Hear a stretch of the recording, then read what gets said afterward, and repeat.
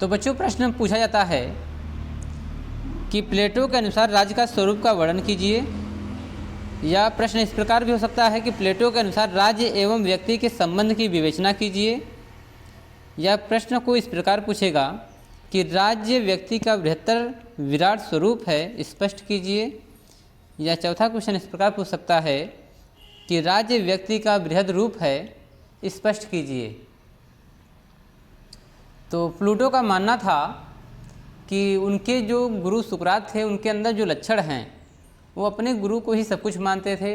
उन्हीं के गुणों के आधार पर, ज्ञान के आधार पर उन्होंने अपने राज्य की कल्पना की है, क्योंकि उनका मानना है कि जो मैंने अपने राज्य की कल्पना की है इस संसार में कहीं पर भी नहीं है। तो उनका मानना है, कुछ विशेषताएं हैं कि आदर्श राज्य में क्या क्या होना चाहिए। तो पहला उन्होंने बताया कि दार्शनिकों का शासन होना चाहिए, दार्शनिकों का शासन होना चाहिए। दूसरा उन्होंने बताया कि निरंकुशता जो है सीमित मात्रा में होनी चाहिए, पूर्णता नहीं होनी चाहिए। तीसरा उन्होंने लक्षण बताया कि आदर्श राज्य में न्याय बहुत ज़रूरी है, क्योंकि बिना न्याय के किसी भी राज्य में उसी प्रकार है जैसे एक शरीर में आत्मा नहीं है।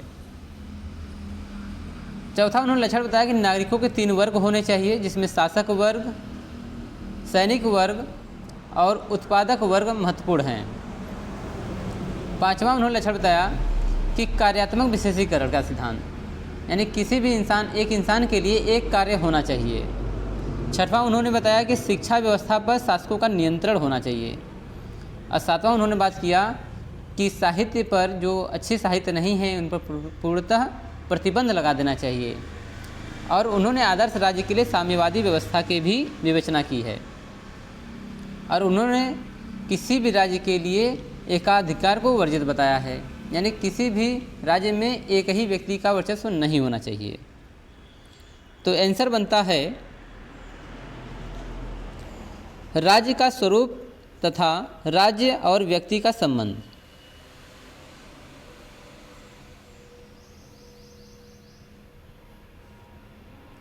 तो प्लेटो अपने आदर्श राज्य का ढांचा राज्य को व्यक्ति के समान मानकर करते हैं, यानी उन्होंने माना है कि जैसा एक राज्य है उस पूरे राज्य को एक व्यक्ति मान लो। प्लेटो जो है व्यक्ति और राज्य में जीवाणु और जीव का संबंध मानते हैं। व्यक्ति और राज्य में जैसे एक व्यक्ति है तो उसे जीवाणु माना गया है, और राज्य एक बहुत बड़ा जीव है। प्लेटो की मान्यता है कि जो गुण व विशेषताएं थोड़ी मात्रा में व्यक्ति में पाई जाती हैं वे ही विशाल रूप में राज्य में पाई जाती हैं।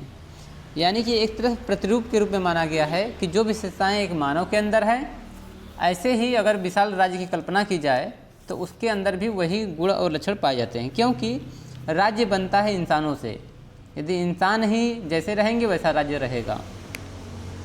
इसलिए प्लेटो ने कहा है कि राज्य व्यक्ति का विराट स्वरूप है, यानी the state is the large form of individual.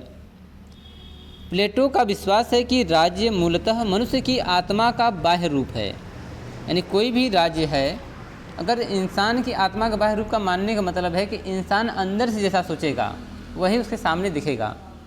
जैसे अगर आपके राज्य का अगर राजा या शासक अच्छा हो तो आपके राज्य भी अच्छे होंगे।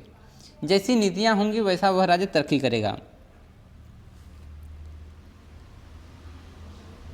अर्थात आत्मा यानी चेतना जब अपने पूर्ण रूप में बाहर प्रकट होती है तो वह राज्य का रूप धारण करती है। यानी आपकी जो चेतना है, आपका जो अंदर की सोच है, जो बाहर आएगी तो वह एक राज्य का रूप लेती है। मानव की सभी संस्थाएं उनके विचार ही हैं, यानी कि एक इंसान जो कर रहा है उसकी सोच होती है, बिना सोचे कोई कार्य नहीं होता है। उदाहरण के लिए कानून उसके विचार से पैदा होते हैं। कानून जो है, जो नियम कानून है, एक इंसान के विचार ही तो हैं। इसी प्रकार न्याय भी किसी के सोच की उपज ही होती है। अंततः यही विधि संहिताओं व न्यायालयों के रूप में प्रकट हो जाते हैं। जब एक इंसान की सोच और जो उसका सोच है उसको अगर यह एक कानून के रूप में, एक संहिता के रूप में या एक विधि के रूप में अगर वह सम्मिलित किया जाता है तो यह न्यायालय बन जाता है। मानव स्वभाव, न्याय, राज्य और शुभ के बारे में प्लेटो की जो धारणाएं थी उसका आदर्श राज्य यानी दार्शनिक राजा स्वाभाविक परिणाम है। यानी एक दार्शनिक के अंदर जो जो भावनाएं होती हैं, जो जो लक्षण होते हैं, गुणधर्म होते हैं, वही एक राज्य में होने चाहिए। यही प्लेटो की सोच थी। आगे प्लेटो का जो मानना है, प्लेटो का स्पष्ट कहना है कि आदर्श राज्य में मनुष्य अपने गुरु के अनुसार कार्य करते हुए दिखाई पड़ते हैं।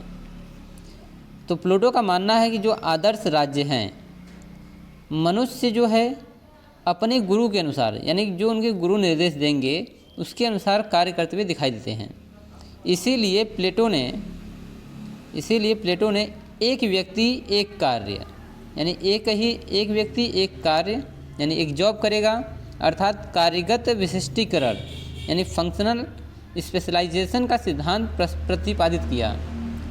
तो प्लेटो ने कार्य के रूप में कार्य विशिष्टीकरण का नियम दिया। उन्होंने ये माना कि एक इंसान के लिए केवल एक ही कार्य करना चाहिए, क्योंकि एक कार्य करते रहने से वह उसमें स्पेशलिस्ट बन जाता है और कम समय में ज़्यादा कार्य को कर सकता है और अच्छे से कर सकता है।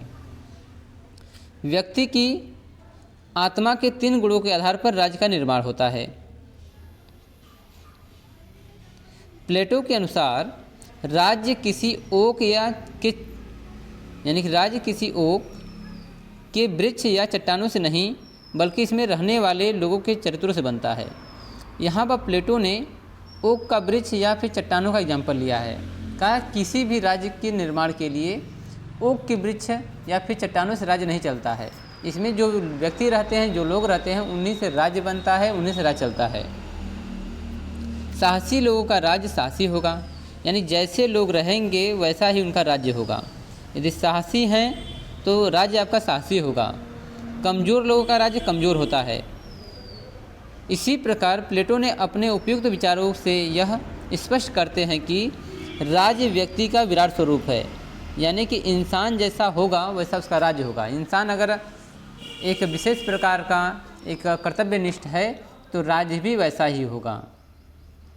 प्लेटो का मानना है कि एक इंसान के अंदर अगर सद्गुण है तो राज्य भी आपका अच्छे मार्ग पर चलेगा। यदि निर्गुण है, दुर्गुण है, तो आपका राज्य की तरक्की नहीं होगी और लोग परेशान रहेंगे। यही राज्य के व्यक्ति का विराट स्वरूप है।